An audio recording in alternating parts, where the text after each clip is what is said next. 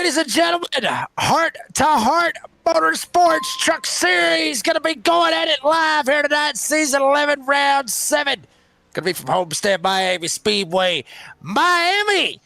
Well, Morgan Wallen would say, oh, Miami, or for some of you old school fans, Keith Whitley, Miami. And I think Amy might be sitting out here in the crowd here tonight, getting ready to see Heart to Heart boys get at it here tonight. You see it all live. Motor Mouth broadcasting here tonight. Good evening, folks. I'm the Redneck announcer, Jay Reeves, the boss man himself, Mr. Big Jim Cunningham, alongside Jim, buddy, Miami. Love this place. And Heart to Heart at Miami, it just kind of seems like it's going to be a perfect match. If I do say so myself. I believe we're in store for a hell of a one, a hell of a race here tonight, sir. Good evening. Good to be here with you again. Yeah, man, Miami. You and I both love this place. No secret there.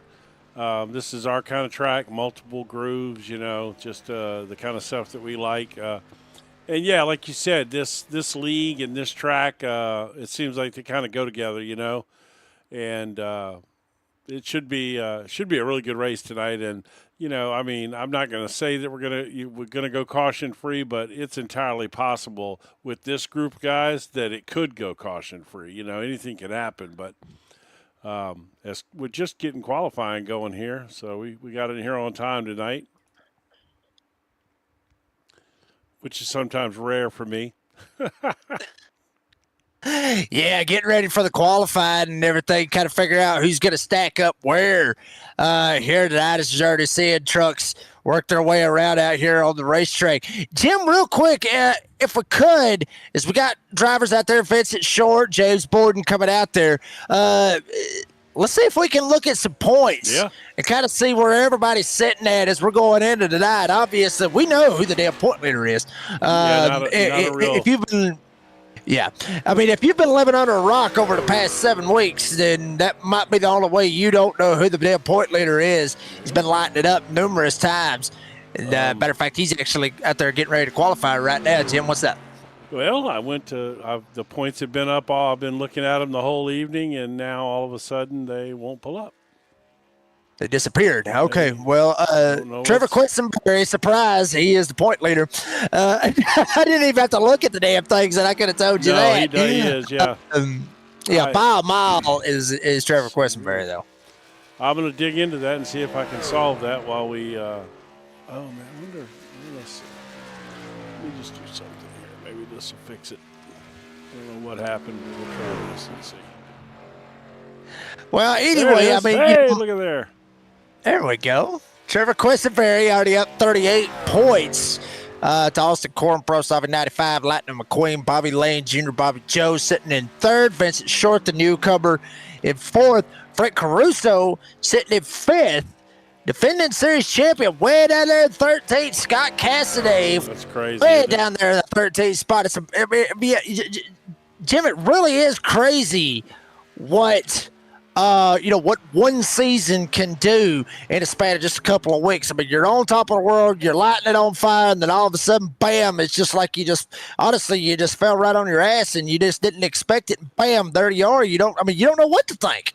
I truly don't know what to think. I would have never in a million years thought that he would be 13th at this point in the championship this year, given, the way he absolutely dominated last year. I mean, dominated. He's dominated like Trevor Quisenberry is dominating this year, which again is surprising me. To be honest, I didn't think anybody was going to dominate this season with the new guys and the new fast guy. You know, I just thought it was going to be more spread out. I have to say the whole thing has been quite shocking, and it's cool, but and it's definitely surprising. Yeah, I mean, it very much is. I mean, it's very, very surprising, to say the least of, that. I mean, it's just crazy. Homestead-Miami Speedway started out, obviously, back in 2000. And why does it say 2003? They ran there way more than that. Yes, absolutely. Very first race, Homestead-Miami, was all the way, obviously, back in the early 2000s. Bill Elliott was good here as well as the Fords. The Fords was always lighting it up here as well. Actually, this place, believe it or not, Jim, I'm looking up some history right here on this one. The Speedway to present time is, it went through two different configurations. One of them damn near looked like an Indianapolis Motor Speedway.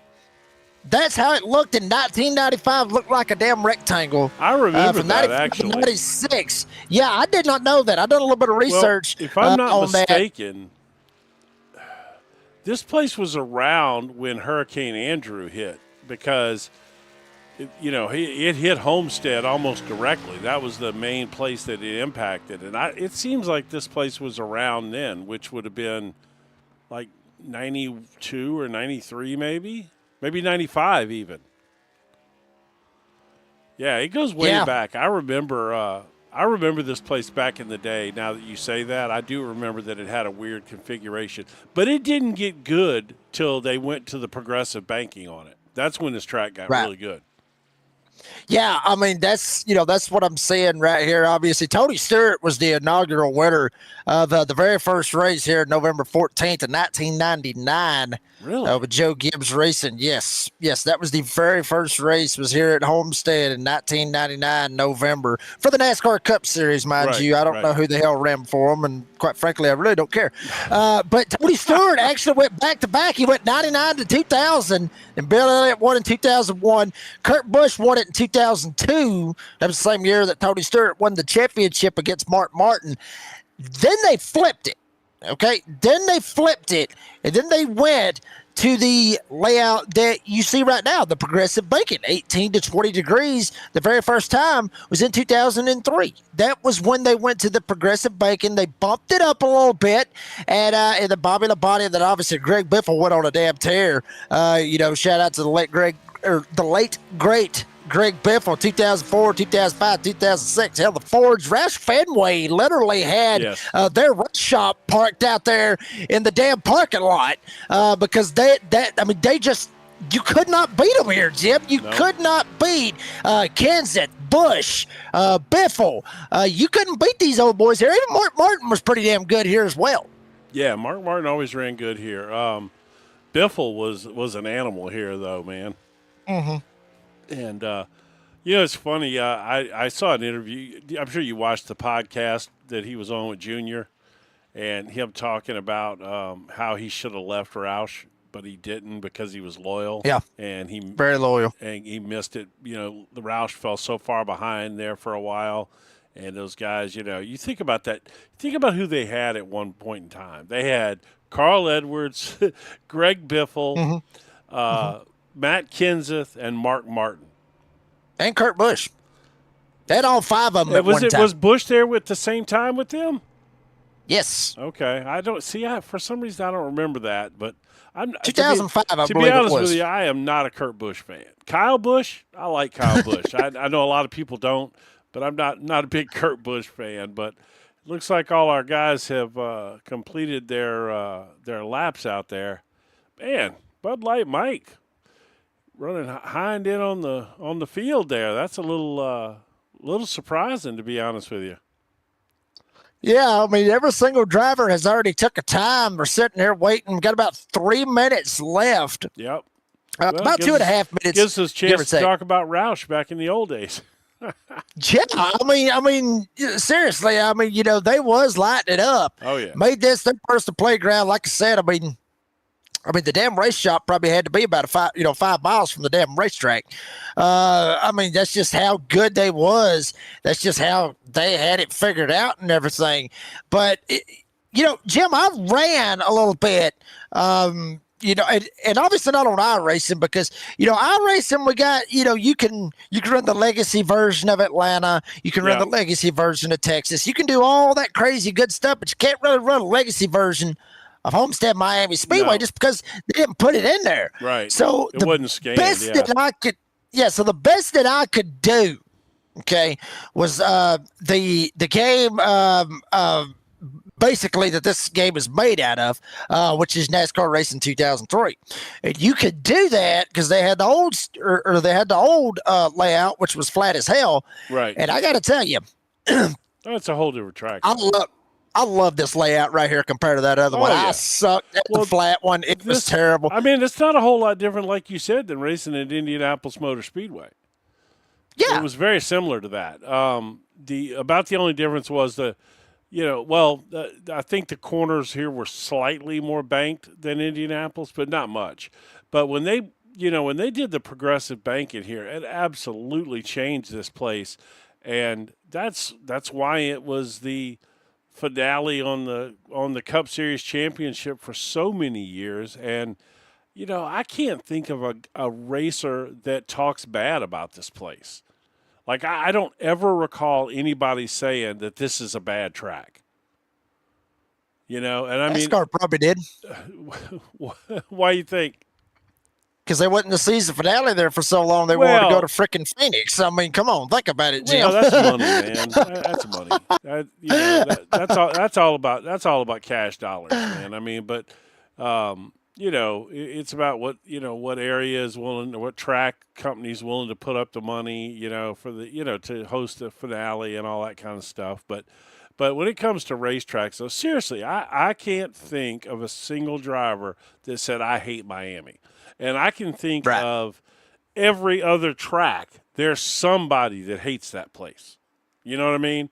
But I really, truly don't recall anybody ever saying that about this place, which is really cool. I don't neither. In all honesty, as far as drivers goes, I don't think anybody has said anything bad about this place. And even still, with the drivers on iRacing, none of them say a bad thing. No, everybody likes Homestead. Everybody loves this place, and the Heart to Heart guy is going to show you how they do it here tonight at Homestead-Miami Speedway for round 7 of the Heart to Heart Truck Series Championship. Front row is going to find Vincent Short. And damn it all, he ran the line of a clay face game. Thank you, Austin Cornfrost. Yeah, but where's your kid? That's the thing, man. We gotta have to show him. He's asleep, dude. It's 9 o'clock. Hell, we show him the replay, man. But it's not that time for him, dude. He's out cold. Austin Cornfrost outside over on number 1. Right behind him, Scott Cassidy going to be starting in the P3 spot. His outside, one of the admins over here with Heart to Heart is BJ Lane the third. Behind him, Lucas Wright. And Ronald Robertson still sticking it out with Pennzoil. He ain't going with Castro. He ain't going with Motorcraft, any of that. We can't go with Motorcraft. He's driving a damn Chevy. Outside of row number 3, Trevor Quisenberry just going to rock a white paint scheme. Not sure if that's how that is or whatever. I'm sure he's got something. Yeah, that might be a trading paint thing, but he'll be rolled off P7. Robert Dudley, 49. Mercury, and ALS as well. Outside of row number 4. And then Bobby Joe back there with Frank Caruso making up row number 5. We'll have to go through them a little bit quicker now because they only get one lap. Ryan Perone got the Dodge Ram. He's got the Auric Raiders. Don't shoot friendly. Back there, P11, William Martin. Bobby Labonte throwback Toyota right there as well. William Yoakum, Rusty Robinson, obviously, back there with Buckhead Resort. Andrew Lohmeyer, Benny Jones. Back there, row 8. Row 9, you got Steve Harrison and Alan Marr. See if Alan Marr can bounce back, get up here and mix it up a little bit. James Borden and Jason Coffey making up the top 20. Rest of the field, it's going to be Dan Cullison and Bud Light Mike. That is the 22 drivers. It's going to take a turn here tonight for 100 laps. No stages, 100 laps here tonight with the Heart to Heart Truck Series. Jim, Frank Caruso starting for the pits might be a good idea. Jim, I don't know how this is going to work out, but we may get the opportunity. This may be the only time to do it. We're green flag at Homestead. Jim, let's crank it up for everybody on a Sunday night. Let's do it.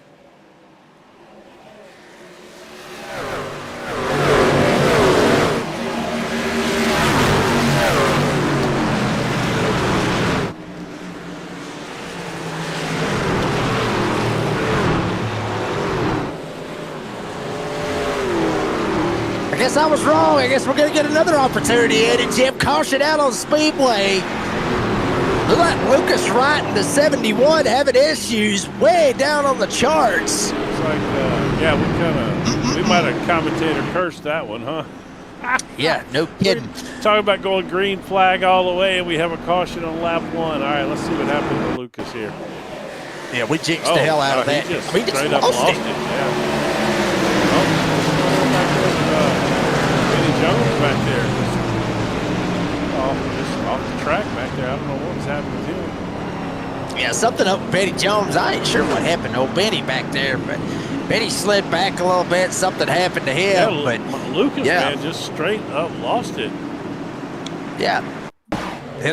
Like he literally just drives it off right here into turn 1. Oh, Ronald Robertson getting tagged back up behind him. And then Lucas just getting set around. Maybe that's what happened to Benny Jones. Was it Ronald Robertson or Rustin? Ronald in the 8. Looked like he got tagged in the left rear, got set sideways. Something happened to him. He was up there on the top side. Somebody got him. Oh, no, hell, they didn't get him, but he got sideways before that. Martin getting sideways as well. There it is. And Benny Jones, too. Yeah, somebody put oil on the track or what? Who's doing the damn track prep here tonight, Jim? This is absurd. 3 or 4 drivers right there in the span of 1 turn right there. Just moving it around there. Jones, Martin, Robertson, and then Lucas Wright down there. He gets the worst of it all. Holy cow, man. Damn. Whoever's in charge of track prep, I'll tell you this much. They must have put the baby powder out there, huh? What's going on with that? Yeah, they done something. I mean, I don't know how you end up losing your last job, but I can tell you how you're going to lose this job. If you're doing the track prep, you have completely screwed the pooch already right off the bat. Lap 1, turn 1, if you will, Jim. That's not a good way to look on that one. Oh, man, that's crazy, huh? I mean, cold tires, I get it, but what's the track temp? Oh, no, it is cold tonight here, too. We got in our notes, he said that everything's cold. Track temperature is 64. 64 degrees. Did he update us or something? Air temp 64, track temp 64. Obviously, very, very cold temperatures. That's cool for Miami, Florida, too. Yeah. Yeah, I mean, that's probably what it was, man. 1 pace lap, cold tires, cold track. You know, that's probably what caused that. But, you know, it didn't look like anybody really got hurt. Nobody, actually, Caruso had to go in the pits, but I don't know what that was about. Yeah. He started in the pits. Lucas right. But Lucas never pitted. He's just at the back of the field. He never pitted. So nobody got hurt, you know, so we're good. And just remember, Jim, you know, they do have a fast compared to their advantage. Obviously, 3 sets of tires. That's 2 in the pits, 1 on the truck. Mind you, fuel run, we're looking at around 48 laps, give or take. So pit window may open for 45 to 50. Jim, that is going to be interesting. Now, this caution right here coming out might have threw that damn thing for a loop. But if he had, like, say, if it went green all the way for the whole 100 laps, you know, some guys having to literally save their tails off on that second stint. Because if they didn't, they wouldn't be able to make it on 1 stop. Yeah, it'd be interesting to see what that caution is table. Yeah. But I think, you know, this group as a whole is pretty good about saving fuel as we go back here green.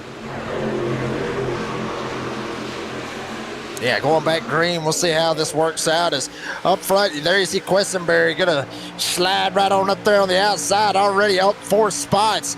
Try to run down Lightning McQueen, Austin Corpros, and your race leader and pole sitter, Mr. Vincent Short. Questenberry in the 6, diving it down on the inside off of turn 4. Cassidy back there in 4th, Dudley 5th. Make it now BJ Lane to 3rd and 6th. Bobby Joe's going to be 7th with Martin Marr and Perrone making it the top 10. Now you're already starting to see, Jim, everybody's starting to see everybody kind of fan out. You got a couple up top, down on the bottom in the cellar. Well, Grandpappy House, the Moonshine from Grady. You got some up on the high side Tickler line. Some of them run right in the damn middle. That's what we love about Homestead. It does not matter, baby. It is wherever you feel comfortable. If you like to be high as Cheech and Chong, you can do that, or you can be down in the cellar. It doesn't matter. No, man, it's high, wide, and handsome like Harry Gant. That too. Yes, that's much better than Yeah, Cheech that too. and Chong. Now, Cheech and Chong, boy, they will get high now. They will get high. You think? they high like gas prices. Hey, you wanna know something funny? You wanna know something funny? Jim, look, as bad as I gotta say this, I did not know this till not too long ago when I looked up the cash for that movie Cars. The damn lowrider was actually Cheech Marin. Didn't know it. Yeah, seriously, I did not know that. I felt like a straight up idiot when I found that out. I said, "Oh my God, I should have already known that." Well, it's but yes, funny Cheech how Marin many was in it, yeah. people that do voice work that you don't realize that it's them until you find it. You know a what I kids mean? movie, that. Well, but I mean, That's what got me. we passed that now, man. I mean, you know, you know, I mean, he's the perfect lowrider voice if you think about it. No, don't get me started on no Cheech and Chong. I grew up in the Cheech and Chong era. I'm all for him myself. Yeah, I mean, I'm all for him. I mean, seriously. Yeah, man, that was right during my formative years, the Cheech and Chong, when they were hot as a firecracker, man.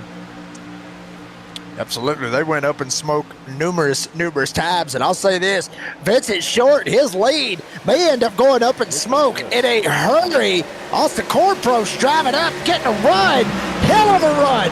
Top bottom, in the cellar.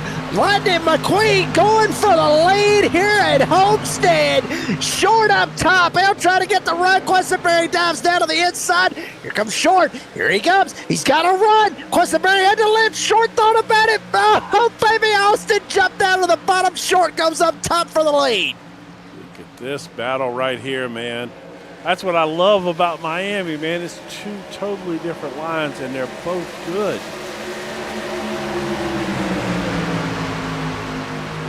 Beautiful, beautiful racing. This is what you see when you come, obviously, to Homestead-Miami Speedway.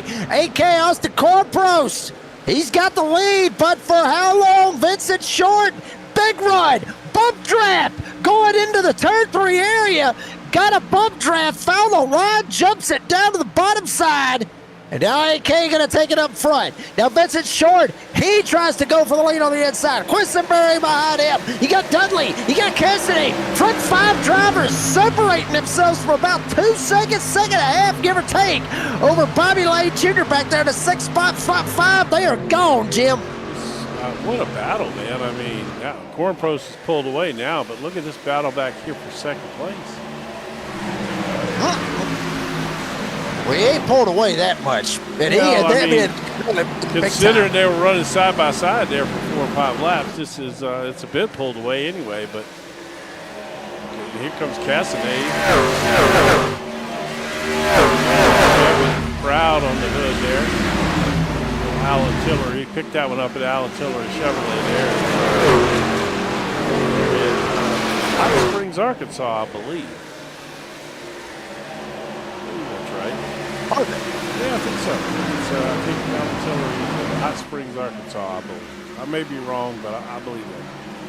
That's where Cassidy was from. Let's look at it. Cassidy was from, we got a great Hot Springs, Arkansas. If you're ever down there vacationing, which, by the way, it's a beautiful place to go vacation. We got all these amazing lakes there, and you can rent these killer houseboats. But we happen to know a guy who owns a resort. Oh my God, you ain't gonna do it. Yeah. Damn. Yeah, we happen to know a guy. So, and he owns, his is in Tennessee, but Buckhannon Resort, but down in Hot Springs, you can rent the big houseboats and take them out, like, and stay on the lake for a week, and they got the slides off the roof.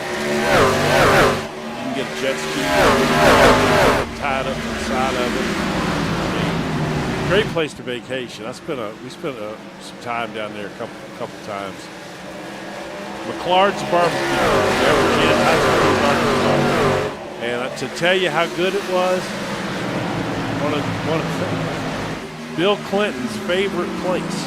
He used no, really, seriously. He used to send the Secret Service there to pick up barbecue for him.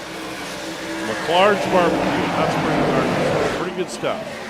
I think I've heard of that. I really have. believe I have heard something about that. Obviously, yes, Al Taylor Chevrolet over there in Hot Springs, Arkansas. So get the chance. If you're over there in that area, go check them out. Get you a Chevy, get you a GMC, get you I think it also said Buicks on there. You know, Chevy, so, GMC, yeah. Buick. I mean, they got the whole 9 I think yards it's General over Motors. there. Yeah, just General Motors. Yeah. I think they carry them all, yeah. Yeah, anything to do with General Motors, which, obviously I am a huge fan of. Yes. Jim, I'm a proud owner of a Chevrolet that is going to be paid off this year. And I cannot wait to pay that damn thing off. But, Jim, we're getting way too personal right here. We've got to get back at it. Austin Corn Pros, about 0.3 of a second over Quessenberry. Cassidy still holding down in the third spot. Vincent Short, Robert Dudley being the top 5. But Austin Corn Pros has got it up front. Quessenberry has found himself back up here at the front. Jim, is there anything this kid cannot do? That is what I think everybody's wanting to know. I can't wait till we see him on a road course, man. That's about the only thing left that we've seen he can't do. We don't know if he can do or not.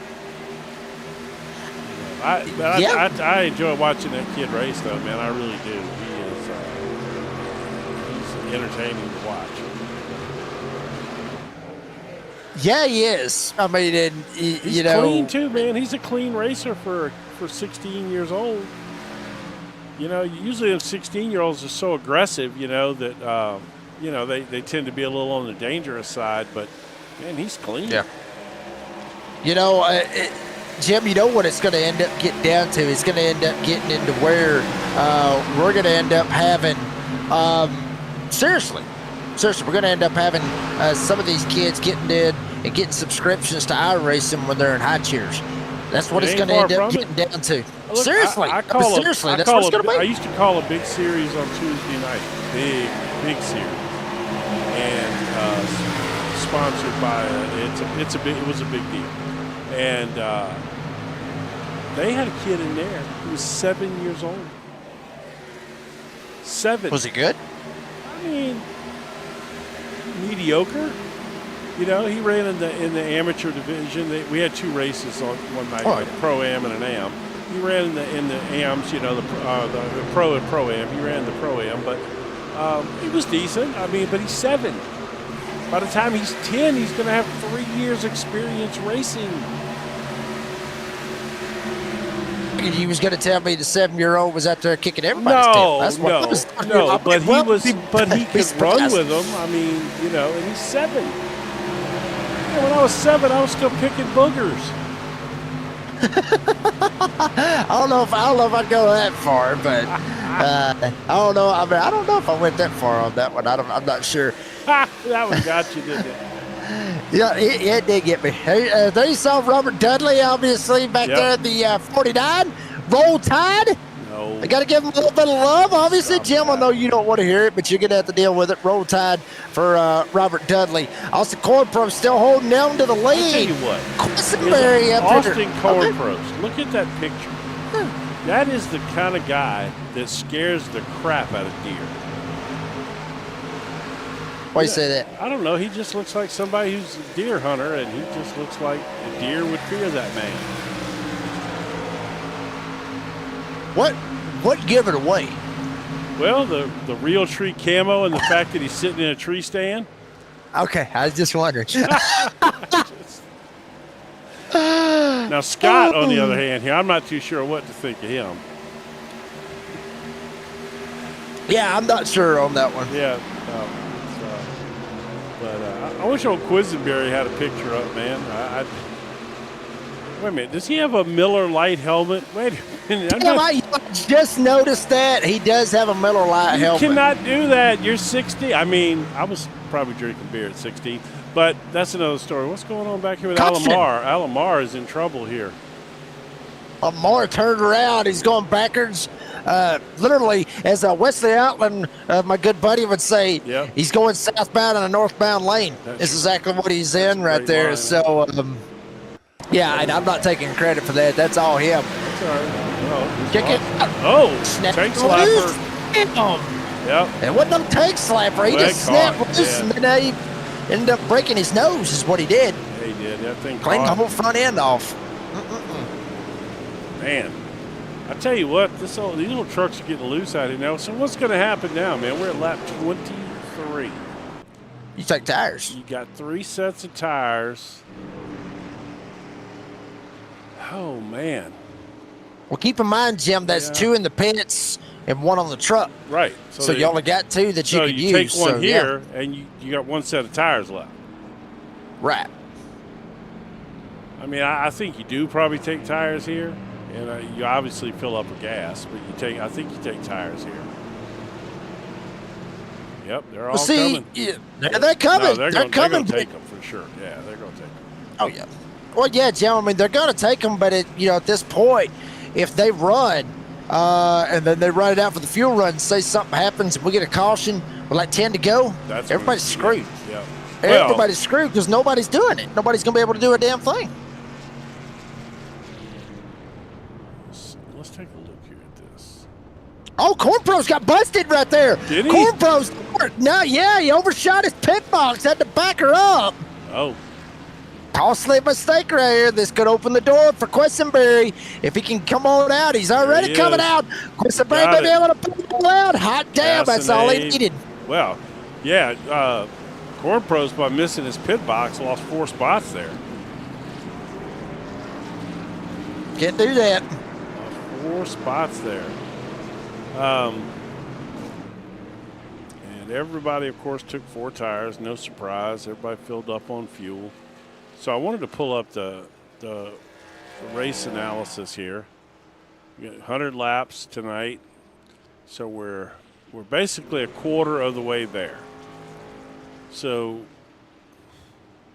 I mean, if they run out the fuel run here, I mean, they're going to be, they're basically going to be at about 25 laps to go with fresh tires, if it goes that far. Which that'd be all right. If they do it. If they can do it, that'll be the trick, Jim. And you're sure it's 3 sets in the pits or 2 sets in the pits, 1 on the truck? I've always seen it like that, Jim. That is every time that I have seen something like that where they say, "Oh, this is the amount of tires that you've got." Okay. It's always been that way because, you're absolutely right. If it's three sets in the pits and 1 on the truck, then that changes everything, literally. Yeah, I mean, every time that there's that number when they say, okay, this is the amount of tires, this is the amount of sets of tires that you got, they're always counting. You always got to basically -1 because of the ones that are starting on the truck. Now there is a whole crazy thing that I had heard, Jim, and I'm not sure. I don't believe they do it in this league. I'll be honest with you. I'm not even 100% sure if it's actually in the damn update, if it's actually in here. But I heard a rumor going around that they was going to implement it to where you could qualify and then take the tires that you actually qualified on and actually start the race with. Oh, yeah, I don't know. Now, a lot of people would probably sit here and they'd be like, well, what the hell's the difference? As we're on batting green here, lap 27 of 100. Well, what's the difference? When you come out there and you want to put down a heater, you start on those tires. Depending on how hard you ran in qualifying, I mean, you have that option. You could start on your qualifying tires or you could not. That was a rumor that I had heard way back. I'm not 100% if it actually come to fruition, Jim. But if that opportunity did arise and if that update, if they did start putting it in there, that would throw a level of strategy out the door that nobody would be able to try to figure out. I mean, hell, we'd be screwed up over in the broadcast booth trying to figure it out our damn self. Yeah, I don't know. I've never heard of I know that, in sports car racing and some sims, not in iRacing, but in other sims, that you have that option.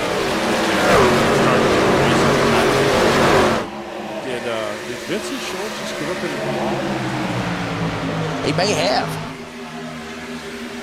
It was close, Jim. It was very, very close right there for Vincent Short. Obviously, one of the newcomers here with Heart to Heart. On 29, coming around to hit 30. I'm going to tell you right now, if it wasn't for Quisenberry, I would think that Vincent Short would have raced. But the way Quisenberry is dominate, and then some of the other guys in here that you fully expect to win some races, Bobby Joe and Casanave and Corn Pros, it's going to be tough for him to get a win because all those guys are very. I believe he's short.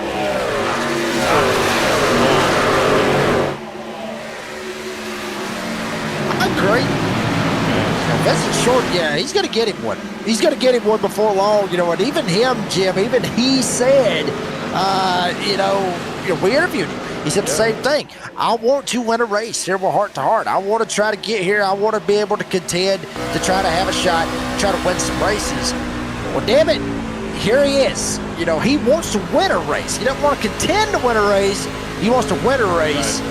Well, damn it all, he's right there at it, Jim. He's got a shot right here. No, I mean, he does. And for a week he does. So far, this is well, I won't say that. He's had some really good runs. And then some stuff has happened, one thing or another. Maybe he's on a fall, maybe not. But I remember he's been in contention and then it fell away from him. But, he's got a good truck tonight. He qualified. He was on a pole, right? Yeah, he was on a pole. Yeah, I mean, that's exactly where it started. He's sitting third right there, second right now, actually riding on board with third place. Obviously, also Corn Pros. It just look how bumpy it is, Jim. I mean, a lot of people, there has been people that have said that this track should be repaved. No. Well, you people, okay, hold up.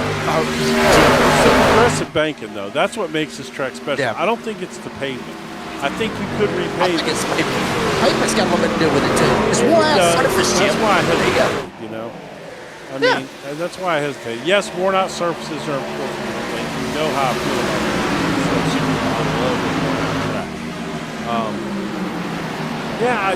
it. I would say no, but the progressive banking does make a difference. It really does. I don't know why we don't have progressive banking track. We built all these cookie cutter mile and a half. So why didn't we make some of them progressive banking?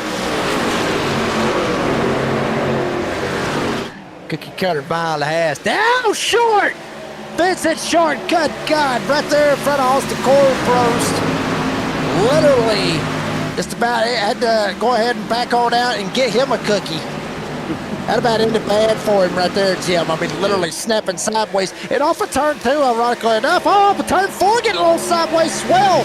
But most of our issues tonight, Jim, we're seeing off of turn 2. Turn 2 is a crazy turn to get off of. You got to be careful over there when you're racing and try to get around off of turn 2. It is a tricky little booger. Watch Short right here. We already saw him snap loose. He actually scrubs up into the wall just a little bit as well. Whew. Watch out for Vince Short. He's doing all he can to hold on to it, Jim. He is holding on to it, and that's a bit surprising, man. Shouldn't be that loose yet. You know what I'm saying? I mean, I think it's a little early to be that loose, man. By the way, we've had multiple cautions now, and you know what we haven't done? We never finished our crank it up. We never did. If we get one more, we got to do it. We also got to pay a commercial. We got to pay a bill or two. We ain't done that either. Yeah, we ain't paid the first bill out of all this. We've been sitting here literally showing you why this is Motormouth Broadcasting. Real quick, if you haven't yet, make sure you like and subscribe to Motormouth Broadcasting. Show us some love. In less than a year, we just passed 800 subscribers. Thank you to each and every one of you. Really? Yes. In less than a year. Damn. Yeah. It's crazy, man. Jim. It was not that long ago. I remember we were at like 250, and I was just hoping we could get to 300.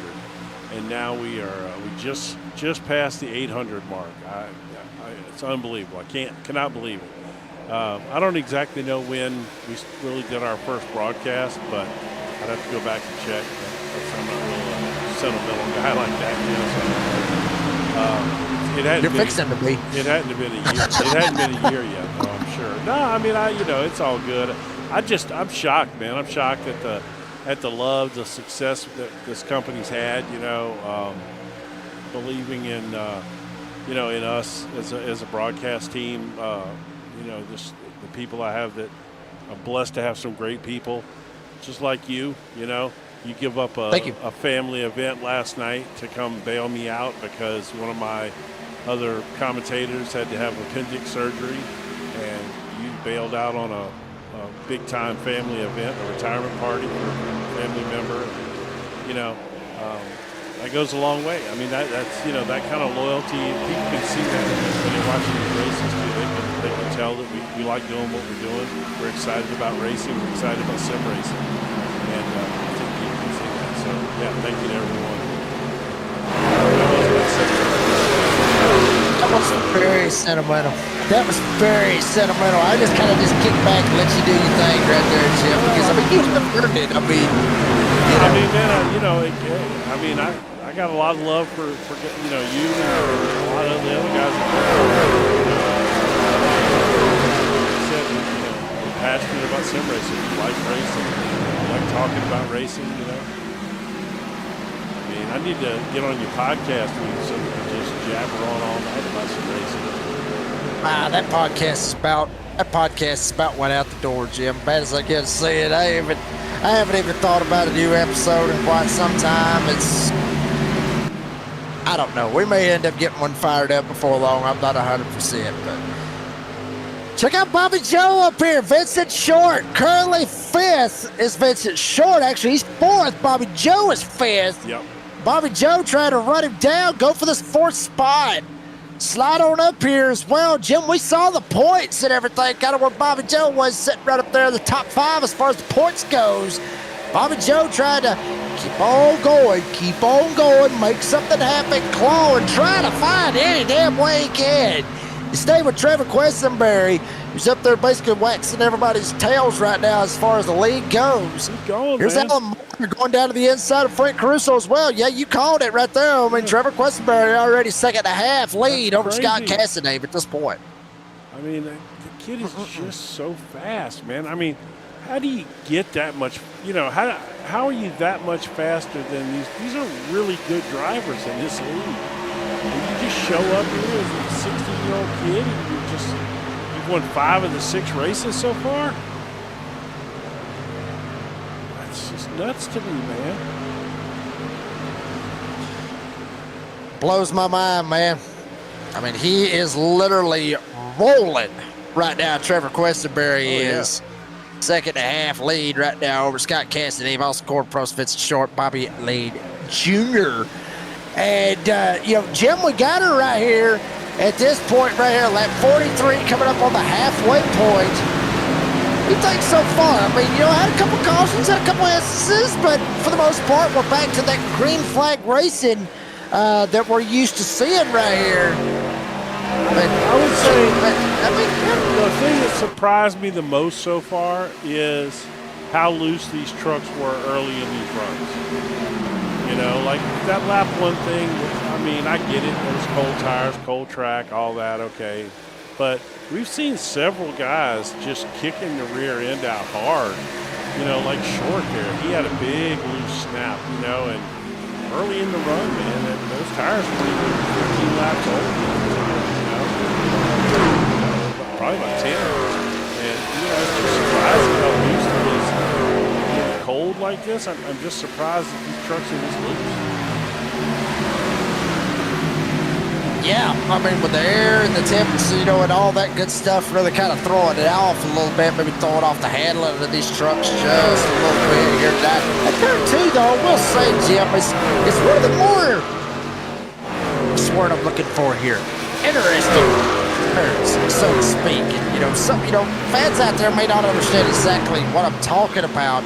But if you do understand what I'm talking about, by all means, let us know out there in the live chat that you actually know, that you understand what the hell I'm talking about. But here's the deal with that. Turn 1 and 2, turn 1 is good and everything, but turn 2, it just seems like, see it right back there. Saw just a glimpse of it right there on the right side of your screen. Jim, to me, it's always felt like you come from the 18 to 20 degrees of the progressive banking, and then all of a sudden, as soon as you hit the backstretch, it's like you go 18 to 20 degrees and you go to 0 just like that. Right. Like literally, just snapping of the damn fingers, You go to a flat surface, from a bank surface to a flat surface so damn quick. I think maybe that's why we're seeing some of these guys snap loose. I've always had issues coming off of turn 2 where I ended up snapping loose numerous times, not just in a truck, Xfinity car, Cup car, Gen 4 car. I mean, you name it. I mean, hell, I think I even snapped loose at Indy car, off of turn 2 as well. So I'm serious. Turn 2 is a pain. It's a tricky little bugger. But that's what makes this track so good, Jim, is you don't know really. I mean, you're basically holding on and you just praying. It's like Darlington. You just holding on and praying. Yeah, no, I won't say it's like Darlington, but yeah, that's a different animal. Not like dead on like Darlington, but it's it's in the No, area, I get what you mean, but that's Darlington is its own level of beast. But by the way, Steve Harrison got into, I'm not sure when he posted this, but he got into chat and he posted that he got new paint. And I actually saw this paint scheme when we were going through the grid, right? And I wanted to comment on it, but I didn't want to break the grid. Barely, get down to the grid before the race. But get a load of this paint job, man. This is got a bush paint scheme on there, and you got some fishing stuff going on. I mean, I'm digging this paint job now. I have to. On red decking on the front hood. Look at this. Can't beat that. Oh, I love Seriously, it. can't beat that. Oh, I love it, man. I love it. That is beautiful. I love this paint scheme, man. I really do. It's got like bass fishing on the side of it. I hope the cameras will kind of zoom in on it a little bit and stick with him here a second. But yeah, what a fantastic paint job this is. I wonder who did this for us. It's a good paint job. I bet you Cassidy did this. I wouldn't doubt. I mean, that's what I meant to say. It wouldn't surprise me at all. If Scott Cassidy did it. Obviously, Cassidy is an animal when it comes to paint. I've heard he's getting pretty damn good as far as the painting and everything goes. I've been hearing through the break. Yeah, he did me a Grinch paint scheme for Christmas, man. So I got that one stocked away too. Holiday season, back out. Goddamn. I'm gonna have to get with him if I ever get back on iRacing. He'll see if he can hook me up one way or another, and hook me up with some paint. That's if I decide to get back into racing. I'm probably gonna be out of racing for a little while anyway. Well, you're still doing NASCAR 25, aren't you? Or 26, whatever it is. NASCAR. I think so, yeah. Oh well, yeah. I mean, I got it, but I don't play it as much as I used to. Wow. Yeah, got a kid, Jim. Kind of hard to keep up with all that stuff sometimes. What is? Vincent Short snapping loose back there. Ironically, is that Jim. What that was? Did he just snap loose again? Snapping big loose. time. Look at there that. It is. Holy cow. And look what turn it was. Yep. Turn 2. Well, you're on it. You got two. Look at these two here. Teammates. You guys probably running.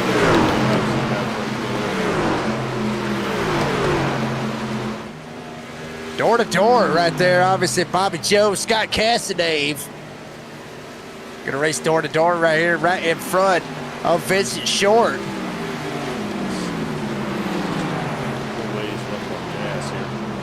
They pitted about 30 laps ago, more or less. I was just fixing to mention that they pitted on 24. So this is 55 now, which is the lap that they're on. So that's about 30 laps.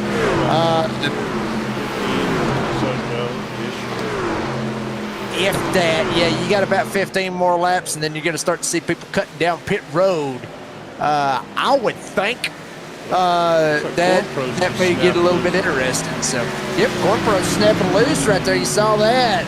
And remember, Jim. Go back on that and see if he did pop loose. Oh, yeah. Oh, hell yeah. Oh, twice. Yeah. Oh, big loose. Woo, Light McQueen's eyes got wide right there. Not lying. Look at that. Look, you can see him on the windshield banner there, man. He's all opened up. Yeah. Okay. Oh man. Yeah, Yeah, I mean, I tell you Jim, what, man, this track is it's tough tonight, man. And this well, is the Jim, ones think we're about It's this. just the ones we're seeing. You know, tell them how many are snapping loose at the inside. And Jim, think about this for a second. Oh, yes, Betty Jones right there. Oh no, I thought Bud Light Mike's he did a slide job on him, and I thought they were going to hit. They almost did. They almost did. Almost got very almost got very interested right there. But Jim, think about this for a second. Remember what I said a while ago about these guys, going in and taking pit stops and everything. They've been out there 30 laps and everything. Well, remember what happened last time they went down pit road? They got 4 fresh tires. Okay, so they burned the set. They got 1 set left. What they would love to see is if you're going to get a caution, they want it to happen right here within the next 5-10 laps. They want it to happen right now. They want it to happen before they go down pit road. They don't want it to happen if they go down, they get 4 freshies, and then they come out with like 10 to go and it's on old shoes. Then that's when you start to see basically like what we saw for the season opener at Old Atlanta. And Jim, you remember what happened in Old Atlanta? We saw a lot of guys spinning the tires. Now, granted, the Old Atlanta, it was obviously the old version of Atlanta, but at the same time, but it was hot that day. It was very, very hot. It was during the day and everything else. Track temps start to kind of rise up about 71 degrees, but it's not going to really matter that much. So, yeah, I mean, that's going to be the interesting part, Jim. It is going to get interesting to see what happens, especially if we do have this green flag pit stops. It runs down to about 10 to go in the race. It's going to be interesting to see how that turns out. Honestly, I want to see it. I do. I want to see it. Either that or just run it out, but it's going to be entertaining for sure. I mean, I guess if I had my choice, I wouldn't mind seeing it run out, but I wouldn't mind seeing one at 10 to go either because, or I could maybe go back green at about 10 to go. It brings the field back together and we get a little drama there. I like that too. Yeah, I'm all for the drama. What is I love drama. That kind of drama for sure, I love drama. Any type of drama that we can get, we'll take it. If it's racing drama, if it's guys wanting to fight drama, we'll take it. We love it all right here on Motor Mouth Broadcasting, any way that we can get it. I tell you that. Under 40 laps to go, right on the money right here, Jim. Yeah, that reminds me of going to the old short tracks and seeing them guys fight in the infield. You watch them wreck each other on the track, and then you go down and watch them in the infield and start scrapping in the infield. Yeah, I love it. I absolutely love it. You got a dirt track? Yeah. You take that kid to a dirt track race pretty soon. We're going to. We're supposed to take him here pretty soon, but we're going to take him to a baseball game before then. So. I think we should go to a dirt track race for a baseball game. That's just me. I don't know how long we'll be able to last, to be honest with you. This might be. They're not saying anything bad. I'm saying, look, they start them damn things at like 7. Late. Yeah, they're late. Yes, they start late and everything, and he's got a good sleep schedule right now. We can to keep him on that. Yeah, we do not want to screw that up. I mean, to be fair, probably more like. We'll still take him. I mean, we'll still take him to 1 year before long, though. We got to get him broke in one way or another, right?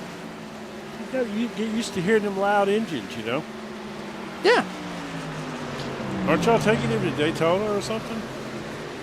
We was going to. We'll probably take him to Talladega in the fall, probably. Might take him to Talladega in the fall and go down there in the garage experience. Oh, yeah. Pretty cool I like stuff. that, Take man. him down there. That place is crazy, huh? We went and did the track tour there not long ago, and I want to go watch the races down there in that garage experience. It is. It's very, very cool. Get to get autographs from the drivers before the race. You can go up there and check that out. And during the race, I mean, it's very, very family friendly down there. Granted, Jim, we know a whole lot about how Talladega used to be. It's family friendly? I didn't know that. Yeah, believe it or not, it actually is a little bit family friendly. But if you go down the Saturday night before the race, then you actually get the adult friendly, which I've been a part of. But I've grown up and I've got a kid now, so I kind of grown out of that a little bit. You can't do it. It just means that you can't bring your kid to it. That's all. Oh, they're pitting. Yeah, we're getting sidetracked over here. We are pitting. Cassidy, Bobby Jones, the Corporals, BJ Lane the third, Rusty Robinson, and Robert Dudley coming down pit road for what will be possibly their final stop, Jim. This could be. Well, I'm curious this could be the big one right here. Quisenberry did not come again. Remember, I questioned that strategy last week, if you remember. And right. It worked out all right for him. And again, if you look at the fall off on these tires, it's about 2 seconds a lap. I questioned it again. I may be wrong again. That's entirely possible. I've been wrong before, once, I think. And I'm pretty sure that I would do it the other way. Yeah. I mean still got a few laps of fuel left, it shows here.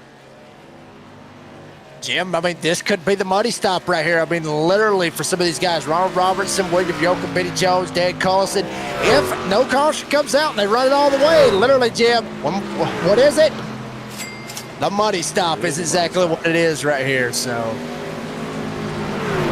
Lothar coming in now. That's the best ever. Oh. Background back to coffee. That's coffee. You got sideways on the brakes coming into pit road, man. Very sideways right there was Jason Coffey right there coming into the pits. Quisenberry finally coming in. Vincent Short going to stay out on the racetrack now. Try to throw a little bit of extra strategy into this. Well, he's going to lead a lap out of it. That's important. He's getting down on the fuel now. He's getting low. You got to do whatever you got to do. You got to make that strategy work. I mean, obviously, there you see it. Different. If you do the same thing the leaders are going to do, then you're going to end up with the same result, you know. So, yeah, I think at this point, doing something different is fine. I think it's a good strategy. At this point, yeah, I'll tell you what, now Vincent Short would love to see a caution pop out right now. Wouldn't he? Oh, man. Black flag, Quisenberry. We just saw it right there. Trevor Quisenberry busted. Black flag for the 6. Not sure what he did. Speeding on pit road. Oh, wow. Gotta be. What else could it be?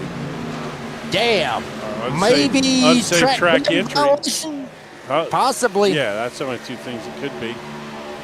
Let's see now. See if he handles this cool or not. Make sure he doesn't speed or. You know, a lot of times you'll come in fast because you're mad. Next thing you know, you wreck it coming off the banking. I know you've done it before. I know I have. Oh, yeah. So he's doing his drive-through here. I remember that. I almost had to buy me a new TV that night when that happened. Yeah. Wait a minute. You can't stop on a block. Oh, it's a stop and go. Maybe a stop and go. Oh, crap. So that was not speeding. Had to be unsafe. Had to be unsafe. Golly. Oh, my God. He's getting hammered right here. It's a stop and hold. It's a stop and hold, Jim. Yeah. Yeah, he's getting hammered, man. Yeah, at that point, you just park it for the night. I mean, literally. No, but still, You don't park it if you're in this. If you're in this situation, Jim, you don't park it when you're already going to be, 2-3 laps down? I mean, caution comes out, you get lucky, a couple cautions come out right at the end, you might be in good shape, but. I'm not a park it kind of guy, man. That's not my style. I'm going to battle to the end. I may be driving angry, but I'm going to be out there driving. Driving around like a peed-off teenager, pretty much, is what you're going to be. So, Alan Marr, man, that thing's got to be practically out of gas, man. He's still running on fumes, man. Vincent Short's in now, but Bud Light Mike and Alan Marr out there running on fumes. Now, the advantage is they're going to have significantly fresher tires than some of these other guys. Wow. Yeah, they got some of the best tires literally in Homestead-Miami. Literally some of the best tires that you've probably ever seen. Like, I mean, you ought to be able to put them right off a damn showroom floor at your local tire shop. Questenberry, woo.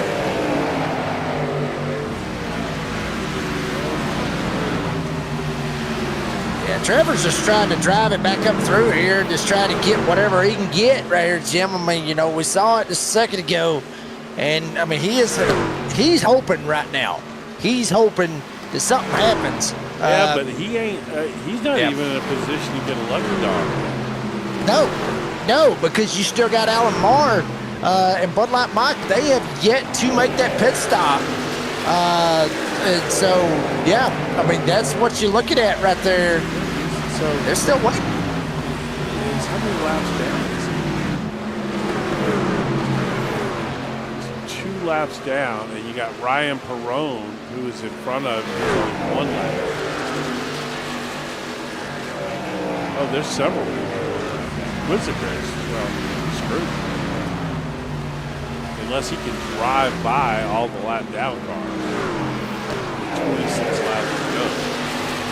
So get back on that lap with them. I don't see that happening though. That's like I said, Jim, he's gonna. That's why I said something about parking it. Well, I mean, I still would park it. Oh, there goes Mike. He's in. Oh no, he's losing it. Don't do it. Hold on, Bud Light Mike. Damn it all. He's trying to save it. Locks it up. No caution yet on the speedway, though. He's not on the track. Bobby Lane Jr. slides by. He will take the lead. Scott Castaneda, Austin Corporos behind him. BJ Lane in third and Ronald Robertson. Now it's starting to kind of look like the old school show since Questenberry got busted with that black flag, Jim. Starting to see the old school show bring it back here at Homestead. With Bobby Joe and Scott Castaneda up here trying to lead this thing. Going to make it between both of them. Make it kind of look like it was last season. You're right. It's been, we hadn't seen this much this season. It's good to see Castaneda up here running up front. Lap truck in between them there. There's Storm Pros there. Cornpro's trying to slide up here. Got about a second and a half back off of them. Boy, there's BJ and Lane whoever third. that lap truck is, man, they're about the same dadgum color, man. It's Dan Collison in the 12. Oh, it is Dan Collison, yeah. Collison right there in the middle of all this. There's Alan Marr right there. Yeah. First truck actually 1 lap down is Alan Marr. Yeah, he likes Joe just got around him for sure. Oh yeah, he'd love a caution right now. He'd care less. Okay, he's right here. I mean, he's fast though, man. I mean, he's putting some laps down right now. The thing is, if there were a couple cautions to come out where he could pass some trucks, then another caution, and then pass some trucks. You know what I mean? Like where he didn't have to run them down over the long haul on the track like this.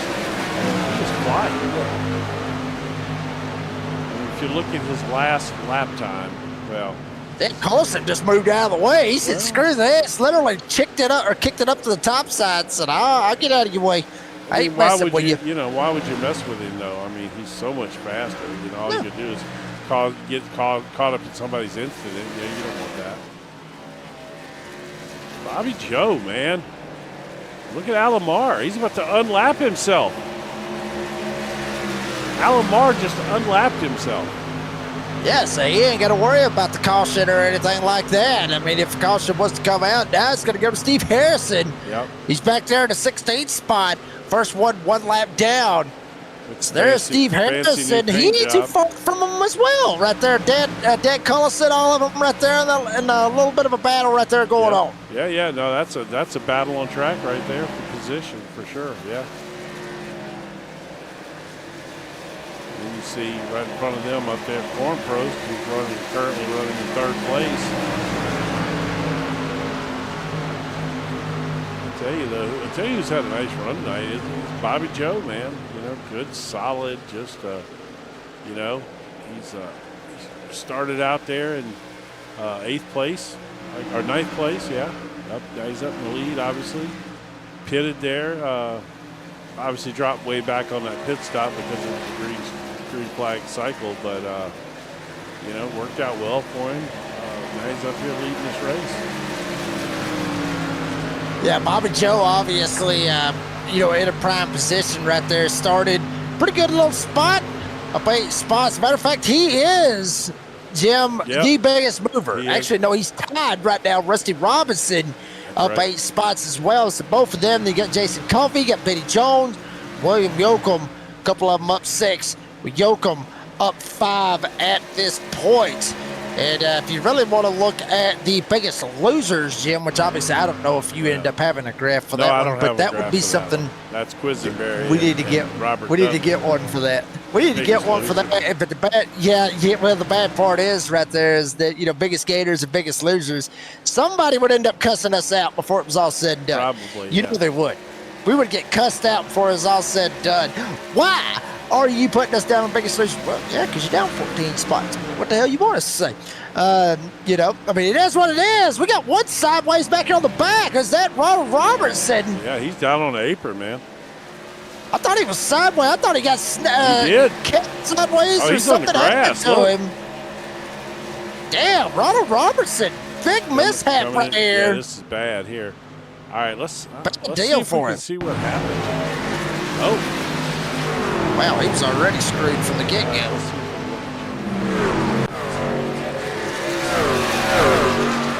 BJ Lane to 3rd right here.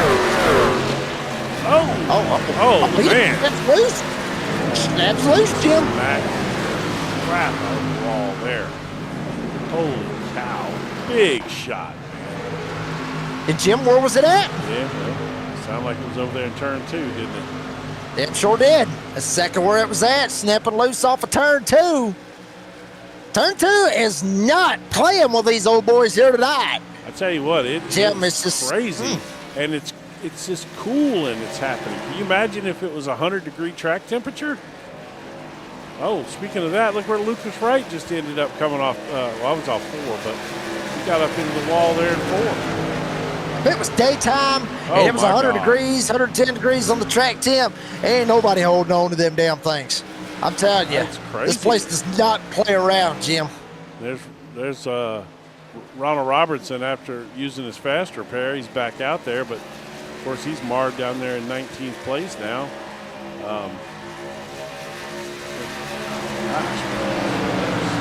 Crazy stuff going on out there. Like, that was a big hit, man.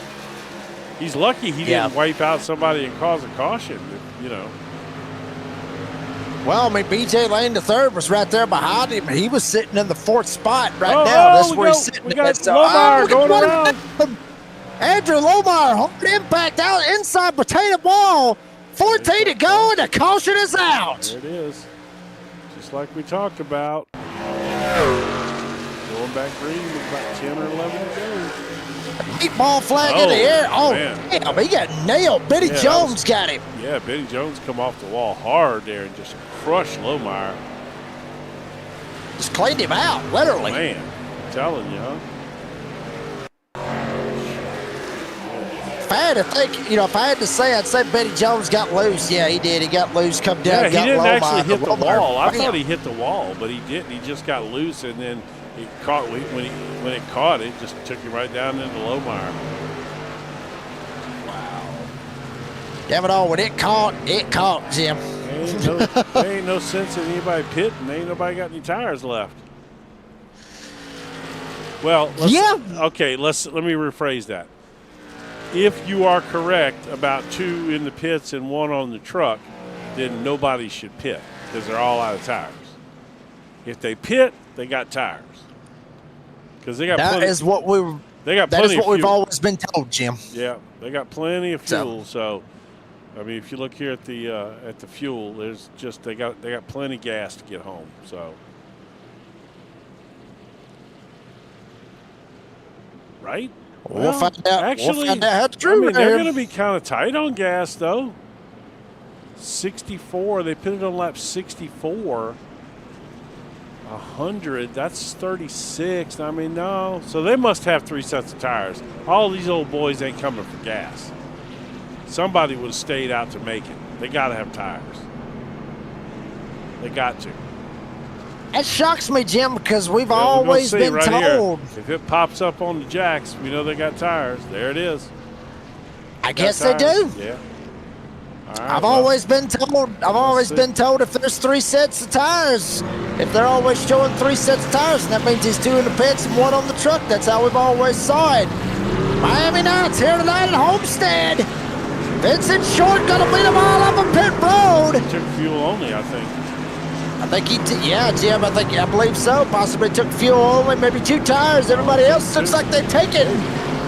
Everybody else taking the 4 tires that magically appeared in the pits. Jim, I tell you what, we ain't paid no bills all night long, baby. Let's pay some real quick. Yeah, that's a good idea. Let's do that.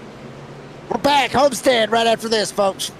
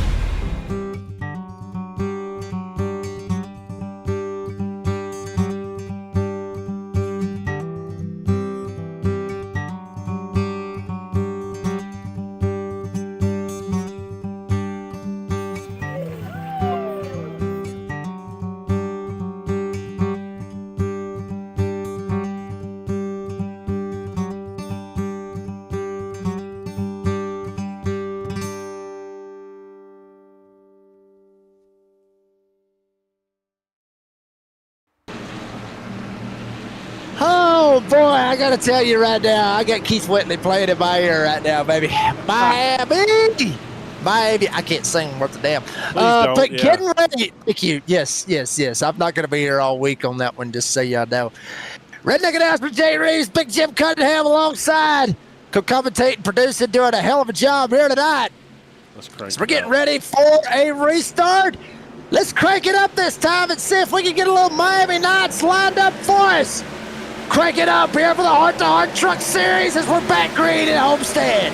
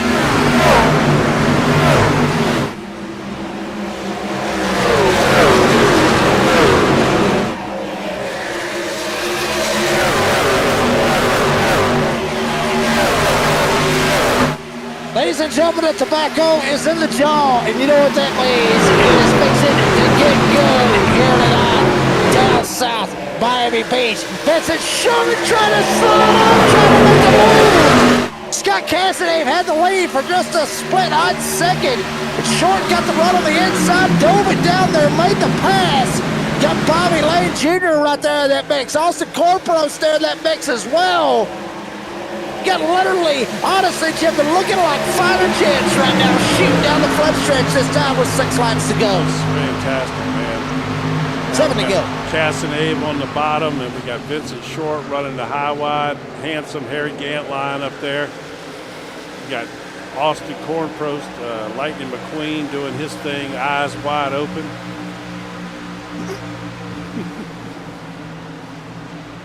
Oh, damn, short. Bobby Joe, they make contact back there for the third spot. They open the door for BJ Lane, the third to slide down there. How about Alan Moore? Look at the 9 down down to the inside. We saw Alan Moore. Was a lap down, Jim. Fought to get his way back on the lead lap. Here he is. Gets that caution, gets lucky. It slides up here now. He's sitting up here in the top 5. Makes it short, getting into Bobby Joe, almost making contact as well. Bobby Joe going to slide down to the inside, trying to get around BJ Lane to third. Meanwhile, up front, Scott Cassidy of Austin Corn Pro separated by 0.2 of a second. You see the 2 red trucks? Everybody else, the Hornet's Nest is behind them. Hit the line this time by 5 laps to go. This is a hot mess back here. Look at this gaggle right here, would you? I mean, this goes all the way back to 11th place, to 10th, 11th place. Yeah, it goes all the way back to 10th place. This group of cars right here. That's how Heart to Heart does it right here, Tim. I mean, this is the level of entertainment and excitement that you end up seeing when you're here with the Heart to Heart Motorsports Truck Series. There you see them working their way into turn 1, front 2. They're gone. About 2-second gap held back there behind them. They're 3 wide, scattered out 9 ways to Sunday. All of them trying to hold on. Rusty Robinson gets sideways off of turn 2. He's going to lose a hell of a lot of positions. May drop him outside the top 10, Jim. Yeah, well, I think that side draft got him there. He was so close to Alan Marr. I think that the side draft might have got him there. We're going to check up here on our leaders. We're going to obviously come back to them as this thing gets hot and heavy. Scott, Austin's trying to run that high line on Scott. I don't know if that's going to work. Scott seems to be working pretty hard on the bottom. But it seems to be kind of settling out back here a little bit. This was hot and heavy, but still there's some good action going on back here. 3 wide right here. 3 wide at Miami like it's nothing. I love this place. Vincent Short's loose. Oh, Marr's around. Well, Alan Marr goes around. Caution is out. And that is going to set us up for a green white checker to tap right here, Jim. Go. Where is Trevor Quisenberry? Is he back on the lead lap? He is. Watch out, boys. He's way back there, though, in 16th, so he's got a hell of a hill to climb if he wants to try to get back in this thing, though. Boy, I tell you what. So he didn't pit when those guys pitted. He's got a set of tires left. He didn't pit. You gotta be kidding me. He pitted on lap 68. They all pitted on 88. He's still got a set of tires. I'll be damned. If he does, oh my God. Damn. If that is the, all right, let's go look at the wreck. I got. Wow. Oh my God. No, who's in the wreck? I don't even know who's in the wreck. Alan Marr in the 9 was one of them that went around watching back here. It's Short. Watch Vincent Short. He drives it in. Marr kind of taps him a little bit, gets him sideways. Short was already sideways, and not sure who that was behind him that got him and set him under the wall. That was Matt Yoker's cousin. Oh, William. Okay. Yeah, no, I think, honestly, I think Marr got into, we're going to do this. We're going to ride right here with Marr, but we're going to ride on. I think he gets Short loose. Yeah, he got Short loose, and then Short hit him, trying to save it, and then that's what caused the wreck. I don't think, if you look at that, I don't think Short was loose prior to Mark. See, he's good right there. He's good. Mark got him. Yeah, the Marr ended up getting got right there with William Yokel. I mean, yeah, that was unfortunate. I don't see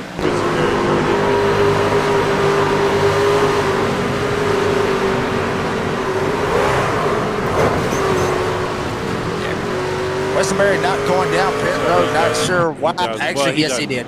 Oh, did he? He did. Yes, he did. Bet 99. Trevor Questenberry comes down, so he's got about 10 like fresh tires. So He's got fresh tires on it. And okay. All right. I mean, I don't know that he can win it from back there, but I promise you, where you were going to park it, he's going to get a top 10 out of this. Watch. Yeah.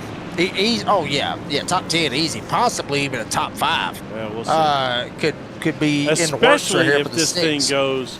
If we get another green-white checker after this. Yeah, remember we get 2 of them, Jim. Yeah. So if we get a caution here on this first lap, and he gets to pass 4 or 5 trucks, and then they get a caution, that's going to be a different story there. But let's look up front. Questenberry could be in a good spot right here. Aside from him sitting there with fresh rubber, which is extremely exciting, I have to say, I love a little excitement like that. I mean, you know, we got some guy. We got Short up here. He's been fast all night. Can he get it done? You got Casanave and Corn Prost and BJ up here. BJ's looking for his first win. You got his dad on the outside. You got Bobby Joe over there. Like I said, you got Short behind them. Man, this is going to be good. Yeah, it is going to get good. Talk to me. Who you like? You know, I'm thinking Scott.